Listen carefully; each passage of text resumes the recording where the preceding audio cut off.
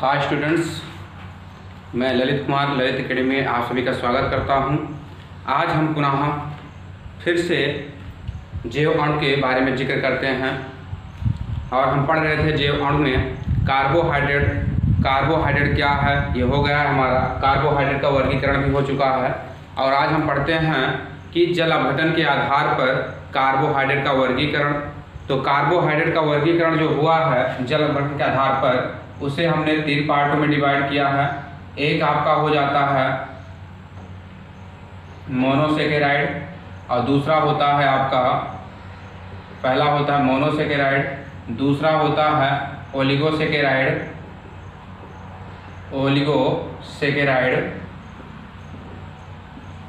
इसके बाद आपका होता है पॉलीसेकेराइड। तो आज हम पढ़ेंगे ओलिगोसेकेराइड के बारे में। इसके पहले हमने पढ़ा था मोनोसेकेराइड और आज हम पढ़ते हैं ओलिगोसेकेराइड के बारे में। ओलिगोसेकेराइड क्या है, तो आज जिक्र करेंगे हम ओलिगोसेकेराइड का। तो पढ़ने से पहले आप लोग इस वीडियो को लाइक कर दीजिए, उसके बाद इस चैनल को सब्सक्राइब कीजिए और शेयर करने का प्रयास कीजिए, जिससे अधिक से अधिक बच्चे के पास ये वीडियो पहुंच सके। तो आज हम पढ़ते हैं ओलिगोसेकेराइड।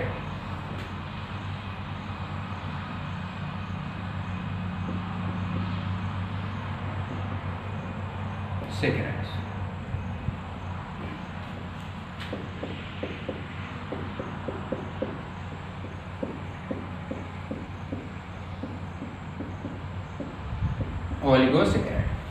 तो ओलिगोसेकेराइड क्या है?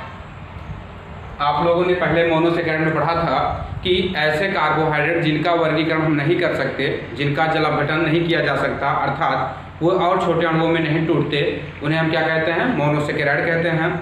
उसके बाद आपका आता है ओलिगोसेकेराइड। तो वे कार्बोहाइड्रेट जिनका जल अपघटन करने पर 2 से 10 मोनोसेकेराइड प्राप्त होते हैं, उन्हें हम क्या कहते हैं? ओलिगोसेकेराइड कहते हैं। और आपको हमने बताया था कि सेकेराइड का मतलब होता है कार्बोहाइड्रेट। सेकेराइड का मतलब क्या होता है आपका? कार्बोहाइड्रेट। तो हम पढ़ते हैं पहले ओलिगोसेकेराइड की परिभाषा। तो हम लिखेंगे वे कार्बोहाइड्रेट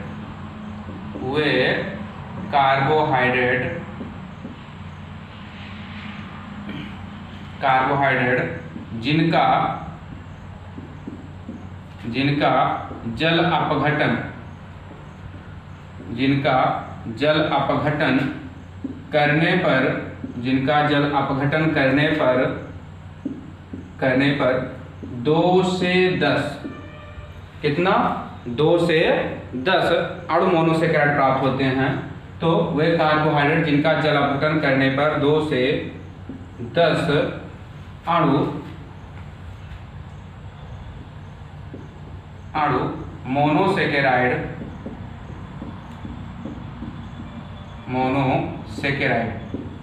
तो 2 से 10 अणु मोनोसेकेराइड के प्राप्त होते हैं।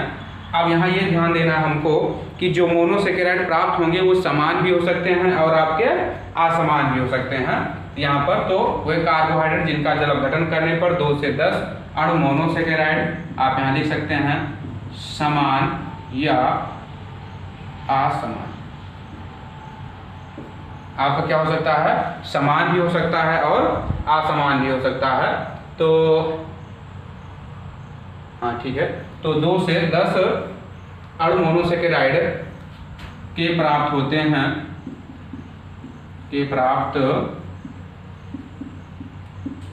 हैं, उन्हें ओलिगोसेकेराइड कहते हैं। ओलिगोसेकेराइड कहते हैं।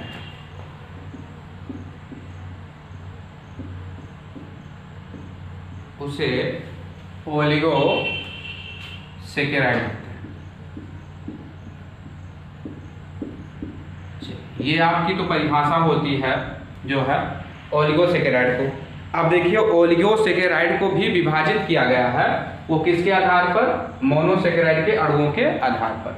तो हम यहाँ लिख सकते हैं कि ओलिगोसेकेराइड जो आपका है, इसे भी विभाजित किया गया है किसके? मोनोसेकेराइड के अणुओं के आधार पर। जैसे यहाँ पर कहे हैं 2 से 10, तो आपका क्या है 2 से 10 है, तो 2 से 10 अगर है तो जैसे 2 है तो उसे डाइसेकेराइड कहते हैं।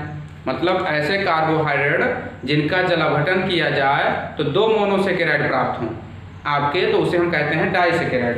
तो हम यहाँ लिख सकते हैं कि जल अपघटन के आधार पर, जल अपघटन के आधार पर या जल अपघटन से प्राप्त मोनोसेकेराइड के अणुओं को जो है पुनः वर्गीकृत किया गया है। तो जल अपघटन से प्राप्त मोनोसेकेराइड, तो आपका हो जाएगा मोनोसेकेराइड। अब यहाँ भी वही बात आती है, चाहे वो समान हो या फिर क्या हो, असमान हो आपका। तो यहाँ भी लिख सकते हैं समान या असमान। तो आप ऐसे लिख सकते हैं कि जल अपघटन से प्राप्त मोनोसेकेराइड के क्या कहते हैं के अणु की संख्या, मोनोसेकेराइड के अणु की संख्या के आधार पर इसे पुनः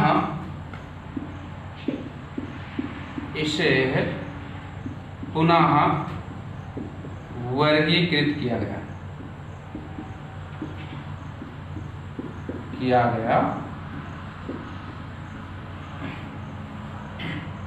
तो आपका क्या होता है कि इसे जो मोनोसेकेराइड के अणु मिलेंगे उन अणुओं की संख्या के आधार पर इसे पुनः वर्गीकृत किया गया है। जैसे हम पहला लिखते हैं पहला है डाइसेकेराइड, पहला आपका होता है जैसे डाइसेकेराइड। दूसरा आपका हो जाता है ट्राइसेकेराइड,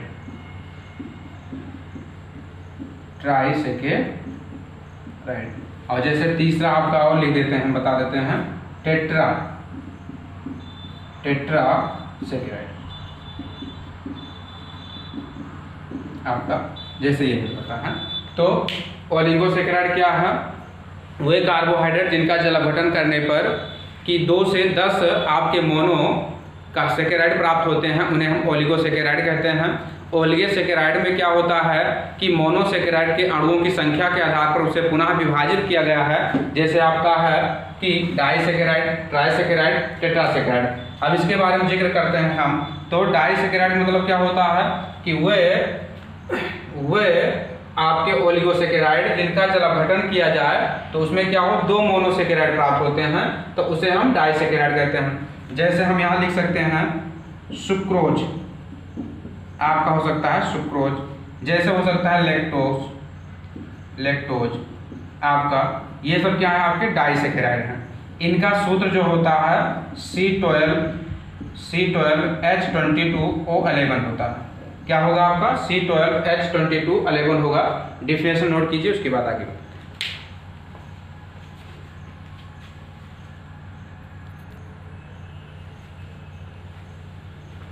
नोट किए होंगे इसको अब, या स्क्रीनशॉट ले लीजिए। आगे बढ़ते हैं हम। अब हम पढ़ते हैं डाइसेकेराइड। आपका पहला होता है इसमें डाइसेकेराइड।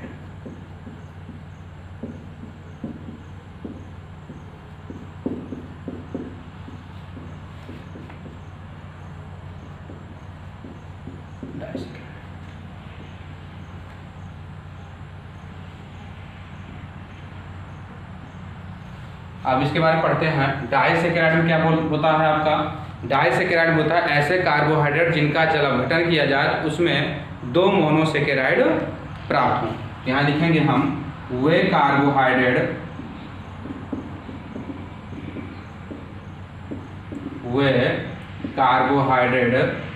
जिनका जल अपघटन करने पर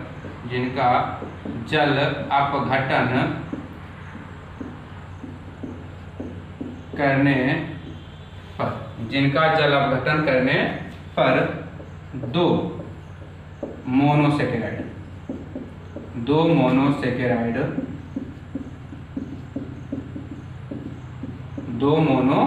सेकेराइड के अणु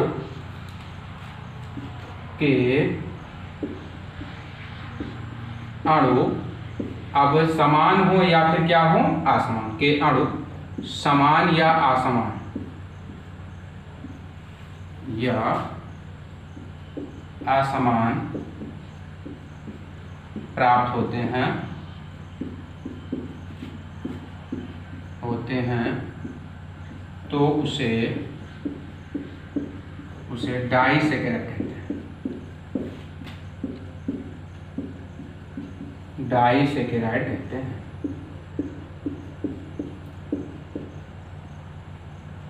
डाइसेकेराइड कहते हैं। तो ये होती है हमारी डाइसेकेराइड की परिभाषा। वह कार्बोहाइड्रेट जिनका जल अपघटन करने पर दो मोनोसेकेराइड प्राप्त होते हैं तो उसे हम क्या कहते हैं, डाइसेकेराइड कहते हैं। इसका जो सूत्र होता है, इसका सामान्य जो सूत्र होता है वो आपका होता है C12H22O11। C12H22O11। अगर एग्जाम्पल की बात करें हम इसमें, अगर एग्जाम्पल की बात करते हैं तो जैसे आपका होता है सुक्रोज। अभी हमने लिखा था कि आपका जो है सुक्रोज हो जाता है और लैक्टोज हो जाता है, जैसे ये सभी आपके क्या हैं, इसी में आते हैं। तो सुक्रोज हो जाते हैं और एक होता है माल्टोज। माल्टोज कहिए या माल्टोज कहिए, दोनों एक ही हैं, माल्टोज या माल्टोज।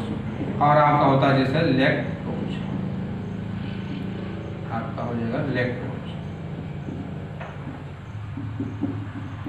तो ये सभी क्या है आपके डाइसेकेराइड हैं। इनका जल अपघटन, जैसे सुक्रोज का जल अपघटन करेंगे तो दो पार्ट में टूटेगा। माल्टोज का जल अपघटन करते हैं तो दो पार्ट में टूटता है, और लैक्टोज का जल अपघटन करते हैं तो दो पार्ट में टूटता है। जैसे सुक्रोज का जब हम जल अपघटन करते हैं तो ये हमें देता है ग्लूकोज, और क्या देता है हमको, फ्रक्टोज देता है। और अगर हम देखें तो माल्टोज का जब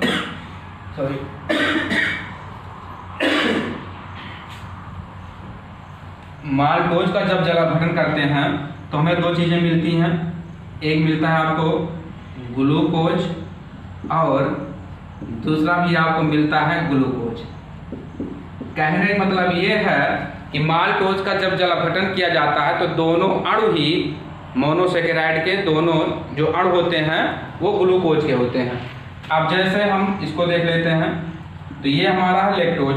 लैक्टोज का जब जल अपघटन किया जाता है तो एक अणु आपको मिलेगा ग्लूकोज का, एक अणु आपको मिलेगा ग्लूकोज का, और दूसरा मिलता है आपको गैलेक्टोज का। दूसरा क्या मिलेगा आपको, गैलेक्टोज का। तो सुक्रोज का जो है दो अणु ग्लूकोज और फ्रक्टोज, माल्टोज का दो अणु ग्लूकोज और ग्लूकोज, लैक्टोज का दो अणु ग्लूकोज और गैलेक्टोज। तो ये चीजें हैं हमारी। वैसे हम एवरीडे खाना पीना खाते रहते हैं तो कहने का मतलब है कुछ ना कुछ हमारा कार्बोहाइड्रेट हमारे अंदर जा रहा है।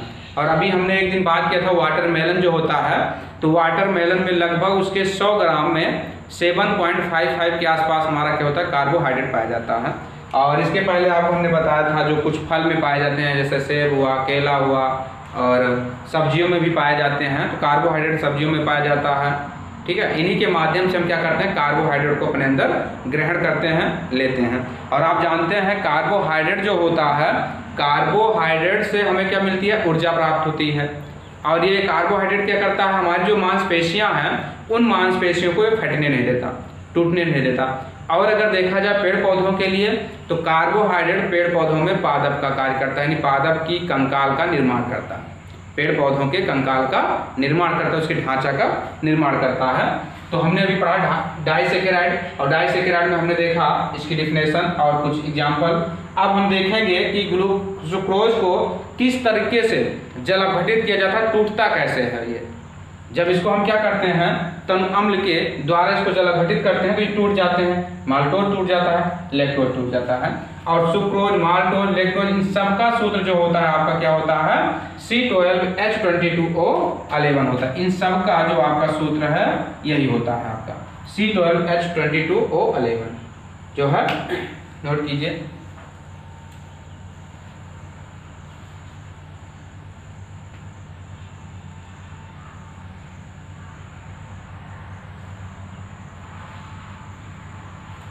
नोट किए होंगे। अब इसको हम आगे साफ करते हैं, जल अपघटन कराते हैं इनका, एक एक का जल अपघटन कराकर देख लिया जाए।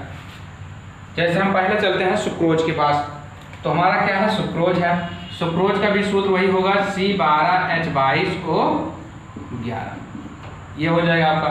जल अपघटन का मतलब होता है पानी से अपक्रिया कराना, जल अपघटन का मतलब हो जाएगा आपका पानी से अपक्रिया कराना, तो H2O साइन ऑफ ए, यहाँ लिखेंगे हम जल अपघटन, जल अपघटन। और यहाँ लिखेंगे जो हम आपका जो है कि जल अपघटन किसके द्वारा होता है, तो तनु अम्ल के द्वारा होता है यहाँ पर, तो हम लिखेंगे यहाँ तनु अम्ल द्वारा, तनु अम्ल द्वारा। तो आपका क्या हो जाएगा, C12H22O11 आपका है। तो अब यहाँ देखिए जो आपका कार्बन 12 है, तो ये दो पार्टों में टूटेगा, C6H6 में, C6 और C6 में, ये 22 और यहाँ दो मिलाएंगे हो जाएगा 24, तो ये 12 और यहाँ भी आपका 12, O11 है, एक मिलाएंगे 12 हो जाएगा, तो O6 ये भी, O6 ये भी। अब देखिए दो पार्ट टूट गया, और इन दोनों का देखिए अणुसूत्र भी क्या है आपका, समान है। जो आपका दो निकले हैं अणु, वो दोनों के अणुसूत्र क्या है आपके, समान है। तो अगर देखते हैं तो दोनों का अणुसूत्र हमें समान मिलता है, तो हम इसे लिखते हैं यहाँ पर C6H12O6 प्लस C6H12O6। एक को हम कहते हैं ग्लूकोज और दूसरे को हम कहते हैं फ्रक्टोज, जिसका भी यहाँ जिक्र किया गया था कि सुक्रोज टूटता है तो ग्लूकोज और फ्रक्टोज में, और इसे हम कहेंगे सुक्रोज। सुक्रोज का मतलब वही चीनी शक्कर आप कह सकते हैं, तो वही है, तो चीनी शक्कर इस तरीके से नाम ले सकते हैं। तो ये आपका हो जाता है कि सुक्रोज, यानी कहने का मतलब है किसका, सुक्रोज का जल अपघटन, सुक्रोज का जल अपघटन, ये आपका था सुक्रोज का जल अपघटन। अब सुक्रोज के जल अपघटन के माध्यम से हमें दो चीजें मिली, एक ग्लूकोज मिला और दूसरा फ्रक्टोज मिला। अब ये दोनों क्या है आपके, मोनोसेकेराइड हैं। अब हमने सुक्रोज का जल अपघटन किया तो हमें एक अणु ग्लूकोज का मिला और एक अणु फ्रक्टोज का मिला। इसी प्रकार से हम जब माल्टोज का जल अपघटन करते हैं, जब हम माल्टोज का जल अपघटन करेंगे तो यहाँ लिखते हैं माल्टोज का जल अपघटन, जल अपघटन। तो माल्टोज का सूत्र वही होगा आपका जो सुक्रोज का है, ये हो जाएगा आपका, यहाँ हो जाएगा H2O इस तरीके से, और यहाँ लिखेंगे हम जल अपघटन, यहाँ लिखते हैं हम जल अपघटन, और यहाँ लिखेंगे तनु अम्ल, तनु अम्ल द्वारा। अब देखिए यहाँ पर भी आपका वही चीज टूटेगा, सेम कंडीशन, आपका 12 है तो C6 और यहाँ भी C6, 22 है मिलाएंगे 24 होगा, 12 और यहाँ भी 12, और आप देखते हैं 11 है 11 है और इसको मिलाएंगे 12 हो जाएगा, तो दो पार्टों में टूट जाएगा।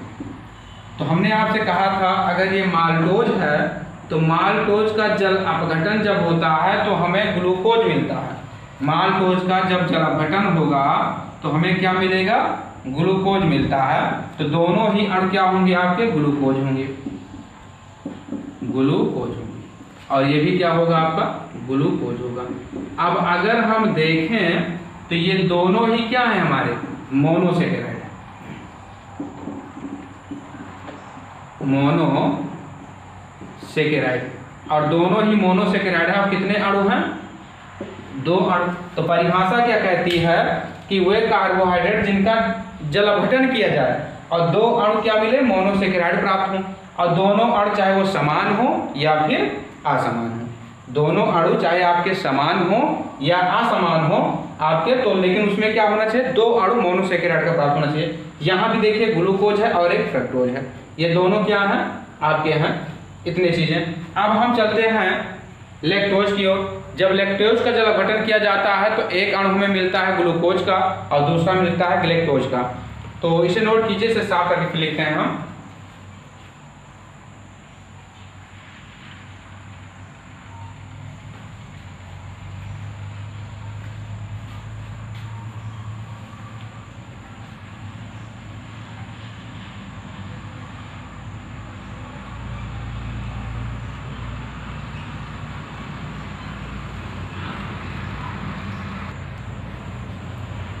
नोट हो गया, जो है ऊपर वाला साफ कर देते हैं हम।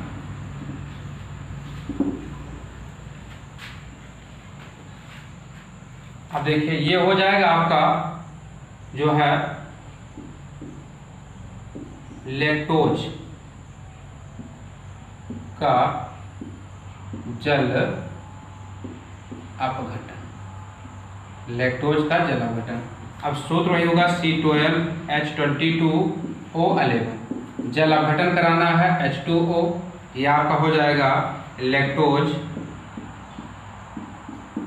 लैक्टोज हो जाता है और ये हो जाएगा साइन ऑफ एरो आपका। तो यहाँ लिखेंगे हम जल अपघटन, जल अपघटन, और यहाँ लिखेंगे तनु अम्ल।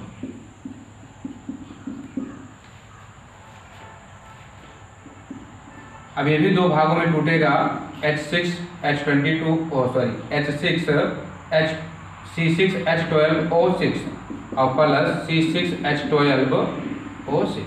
तो आपका ये वाला हो जाएगा आपका ग्लूकोज, आगे का जो अणु होगा वो हो जाएगा ग्लूकोज और ये हो जाएगा ग्लैक्टोज, ये हो जाएगा आपका।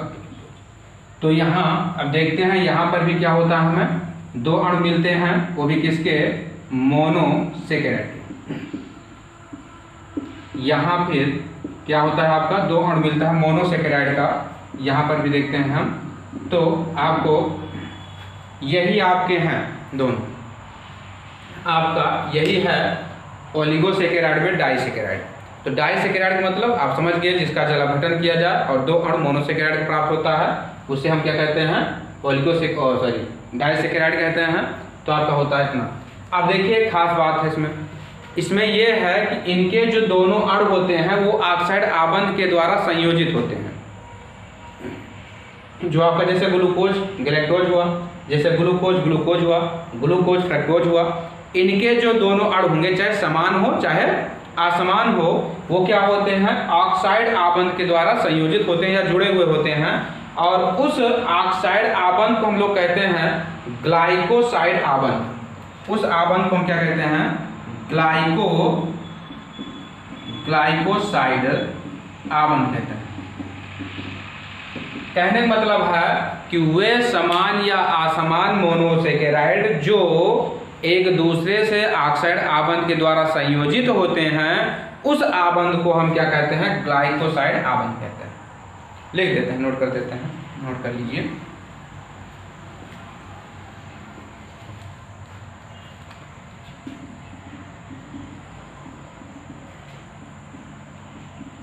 ग्लाइकोसाइड आबंध वे समान या असमान मोनोसेकेराइड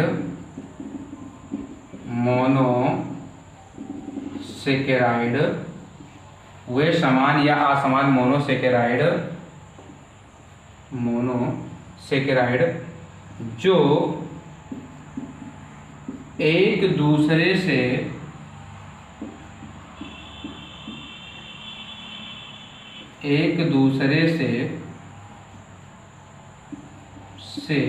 ऑक्साइड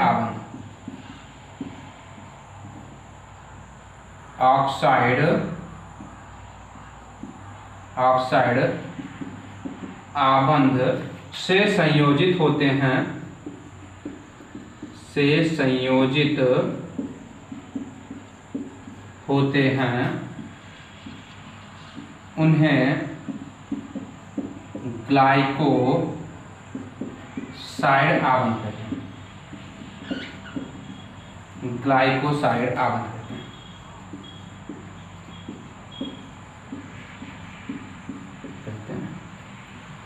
ये आपका हो जाता है। अब थोड़ा सा एक बात विशेष और बता दें हम कि जो आपका हेक्सोस होता है, कल हमने पढ़ा था, आपको याद होगा, एल्डोस पढ़ा था, कल हमने पढ़ा था एल्डोस और कीटोस पढ़ा था, एल्डोस और कीटोस। तो एल्डोस में आपने एक पढ़ा होगा हेक्सोस, और इसमें भी आपने पढ़ा होगा हेक्सोस। दोनों में फर्क इतना है कि इसे कहते हैं एल्डोहेक्सोस, इसे कहते हैं कीटोहेक्सोस। तो इन दोनों में एक हेक्सोस होता है। इसका जब ये टूटता है, ये ट्रायोस में टूट जाता है। हेक्सोस जो आपका होता है, जब ये टूटता है हेक्सोस, तो ये ट्रायोस में टूट जाता है, ट्रायोस में। आप इस तरह ध्यान देना है आपको कि मोनोसेकेराइड में भी जो हो आपका वो हेक्सोस जो होता है वो संयोज टूटता है आपका, और टूटने के बाद वो क्या बनाता है, ट्रायोस बनाता है। यानी कहने का मतलब है कि ऐसा जिसमें 3 कार्बन उपस्थित हों। और आपको पता है कार्बोहाइड्रेट का मतलब यही होता है कि वे कार्बनिक यौगिक जिनका जल अपघटन किया जाए तो पॉलीहाइड्रोक्सी के साथ साथ या तो एल्डिहाइड या फिर कीटोन उपस्थित हो या प्राप्त हो, तो उसे हम क्या कहते हैं, कार्बोहाइड्रेट कहते हैं। या आप ऐसे भी कह सकते हैं कि वे प्रकाशिक सक्रिय यौगिक जिनमें पॉलीहाइड्रोक्सी के साथ एल्डिहाइड तथा कीटोन उपस्थित होता है, उसे हम कार्बोहाइड्रेट कहते हैं। ये कार्बोहाइड्रेट परिभाषा है। और आपको मिलता है, आ जाते हैं यहाँ पर ग्लाइकोसाइड, जो विशेष ध्यान देना है हमको कि वह समान या असमान मोनोसेकेराइड जो क्या होते हैं, ऑक्साइड आवरण के द्वारा संयोजित होते हैं, उस आवरण को हम ग्लाइकोसाइड आवरण कहते हैं। आपका इतना होता है, नोट कर लीजिए इसे जल्दी से, तो आगे बढ़ते हैं हम।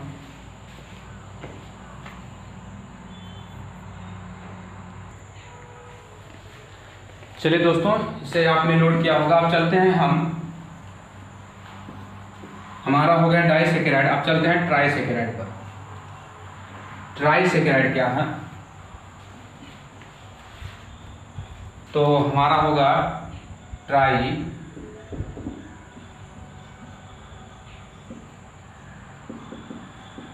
सेकेराइड्स।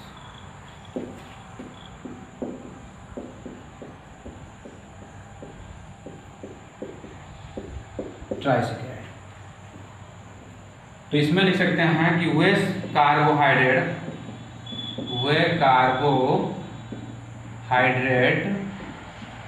जिनका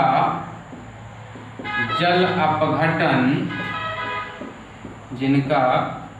अपघटन करने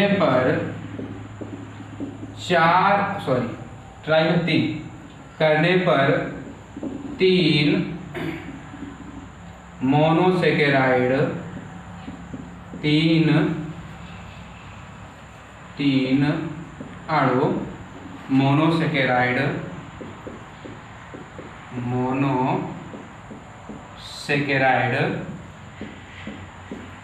3 अणु मोनोसेकेराइड अब चाहे वो समान हो आपके और चाहे असमान हो, मोनोसेकेराइड 3 अणु मोनोसेकेराइड के प्राप्त होते हैं तो उसे ट्राइसेकेराइड कहते हैं। ट्राइसेकेराइड कहते हैं।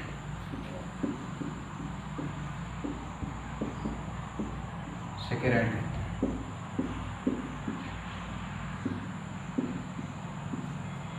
ये आपका है।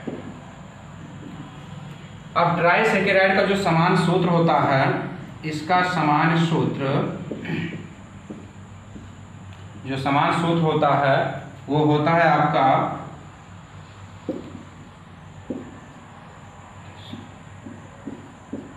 ये इसका समान है C18H32O16 यानी C18H32O16, ये आपका है।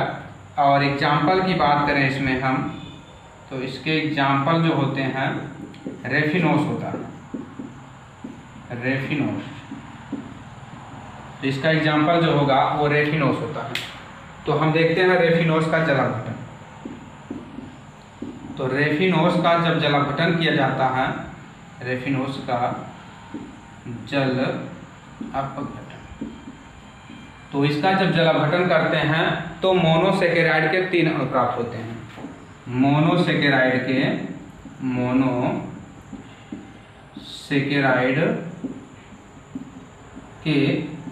3 अणु प्राप्त होते हैं। अब जैसे हम यहाँ तोड़ते हैं तो रेफिनोस का सूत्र आपका हो जाएगा C18H32O60। ये है आपका है रेफिनोस। इसका हम जल अपघटन करते हैं 2H2, जल अपघटन। तो जब जल अपघटन करते हैं तो देखिए यहाँ 18 है, इसे 3 पार्ट में कीजिए आप, C6 आप इसे 3 पार्ट में कर लीजिए C6। यहाँ 32 है, अब 32 और 4 2 दूना 4 हो जाएगा हाइड्रोजन आपका। 32 और 4 मिलाते हैं तो हो जाता है 36, और 36 का मतलब हुआ हाइड्रोजन को H12 और H12 के रूप में लिख सकते हैं। अब यहाँ 16 और 2 18 हो जाता है, तो यहाँ हो जाएगा C6 प्लस लगा लीजिए O6 प्लस लगा लीजिए O6, यानी C6H12O6 प्लस C6H12O6 पहले वाले अणु को हम कहते हैं आपके यहाँ पर, इसे कहते हैं हम ग्लूकोज। क्या बोलते हैं इसे? ग्लूकोज। दूसरे वाले को हम बोलते हैं फ्रक्टोज। क्या बोलते हैं? फ्रक्टोज। और तीसरे वाले को बोलते हैं ग्लेक्टोज। देखिए हो सकता है नीचे ना दिख रहा हो, तो इसके कितने अणु प्राप्त होते हैं? 3 अणु। मोनोसेकेराइड के 3 अणु प्राप्त होते हैं। पहला आपका हो जाएगा ग्लूकोज, दूसरा क्या हो जाएगा फ्रक्टोज, और तीसरा हो जाता है ग्लेक्टोज।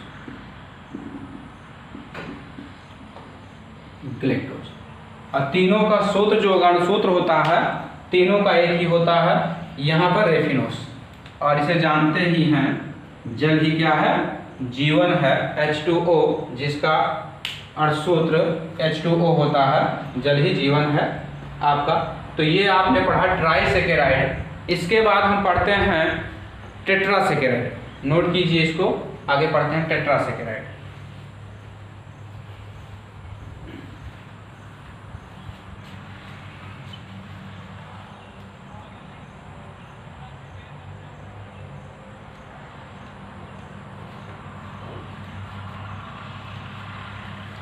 नोट किए होंगे इसको। आगे बढ़ते हैं हम टेट्रासेकेराइड पर। टेट्रासेकेराइड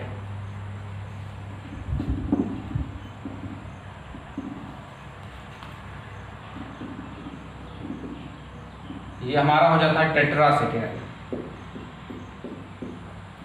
हमने कुछ किया नहीं, केवल इसी पर जो है आपका जहाँ ट्राई था वहीं पर टेट्रा कर दिया। इसकी परिभाषा भी वैसे होगी, वे कार्बोहाइड्रेट जिनका जल अपघटन करने पर 3, अब 3 के स्थान पर हो जाएगा हमारा क्या? 4। जिनका जल अपघटन करने पर 4 अणु मोनोसेकेराइड समान हो या असमान हो के प्राप्त होते हैं, तो उसे हम क्या कहते हैं?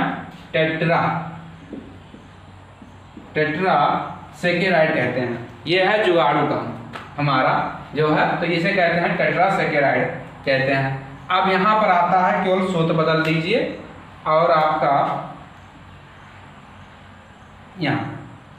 अब यहाँ पर सूत्र बदल देंगे हम, तो जो इसका सूत्र होता है वो हो जाता है आपका C24H42 और आपका हो जाएगा O21, ये हो जाता है। और इसको कहते हैं स्टेचियोस। क्या बोलेंगे? स्टेचियोस। इसका नाम हो जाता है स्टेचियोस, तो इसको कहते हैं। अब क्या रेफिनोस यहाँ था, अब स्टेचियोस का अगर जल अपघटन कराते हैं हम, तो हमें मिलता है स्टेचियोस। का जब जल अपघटन कराते हैं तो यहाँ पर मोनोसेकेराइड के 4 अणु मिलते हैं। कितने मिलेंगे यहाँ पर हमको? 4 अणु मिलते हैं। अब ध्यान देना है, ग्लूकोज का 1 अणु, फ्रक्टोज का 1 अणु, यहाँ पर ग्लैक्टोज का 2 अणु मिलता है। ग्लूकोज का 1 अणु, आपका फ्रक्टोज का 1 अणु और ग्लैक्टोज का 2 अणु मिलता है, आपका हो जाता है। तो जहां रेफिनोस लिखा है यहीं पर हम लिखेंगे C24H42O21 स्टेचियोस। और जहां 2 जल अपघटन कराया गया, जल का 2 अणु लेकर के, वहीं हो जाएगा 3। आप देखिए तो आप देखते हैं तो 24 है, तो हम इसे क्या करते हैं, पार्ट में बांट लेते हैं, 4 पार्ट में, तो ये हो जाएगा 2C6। अब देखिए 42 है, यहाँ 3 2 जा 6 हो जाएगा, तो इसको ऐड करेंगे 42 में तो हो जाएगा ये 48, यानी कि हाइड्रोजन का जो परमाणु हो 48 है। तो 12 12 24 और 12 यहाँ हो जाएगा 36 और 2 लगा है तो 12 दूना 24, यानी ये हो जाएगा टोटल जाकर के 48। अब यहाँ 21 है और 3 ये 21 और 3 24 हो जाएगा, तो 6 6 12 और 12 ये हो जाएगा तुम्हारा, आपका हो जाएगा आपका 24 और इसे कहते हैं हम ग्लैक्टोज।